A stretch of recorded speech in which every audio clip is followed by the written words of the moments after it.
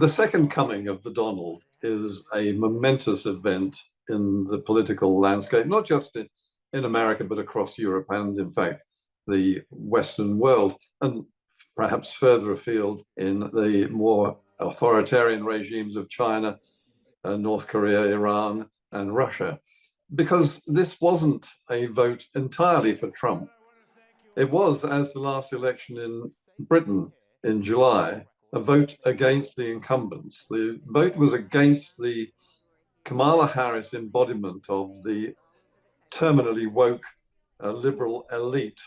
And I think that this is a warning bell, not just for those in the Democratic Party in America, but for the likes of Sir Keir Starmer, who is running an avowedly socialist Labour Party here in Britain, leading the world on things like green loony eco madness and gender wars, individual diversity politics, identity politics, which I think has infuriated an awful lot of people who have been gagged by, I think, spurious and hypocritical chant of racist, fascist, or sexist, or Islamophobe.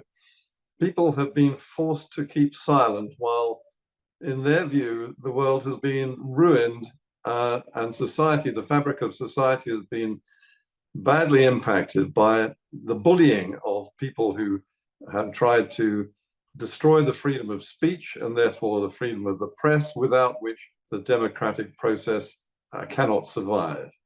So this was a convulsion here, not necessarily, as I say, by people who admire and love Donald Trump himself, but against the we know best worldview of Joe Biden, the Democratic Party, and in the specific case of Kamala Harris, the vice president who went along with all this. I think that the woke revolution, which has emanated from America and swept the world, is running out of steam anyway. I think that across Europe, parties where the Greens and the left, the woke sort of socialist left, have been in command, are finding that the citizens of those countries are beginning to take revenge, particularly over the issues of mass immigration, the fact that the borders are not being secured and the fabric of society is being transformed by people with no links, past or history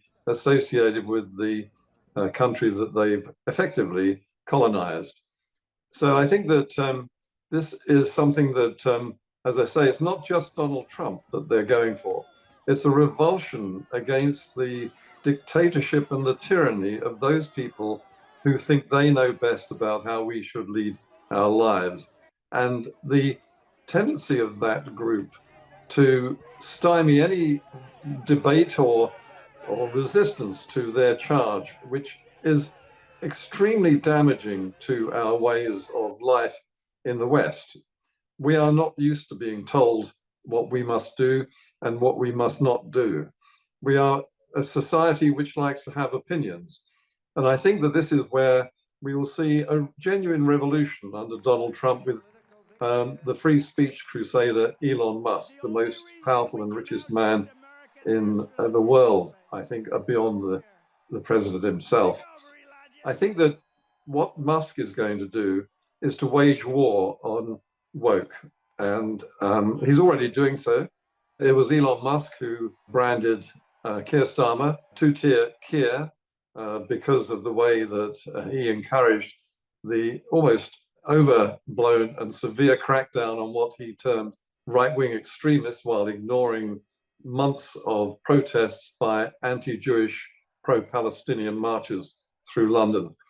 And this, I think, has been seen by the British people in particular, and in America for other reasons, because of the way that the Starmer Labour government, after barely 4 months in office, is already floundering on the economy and on its attitude towards those issues.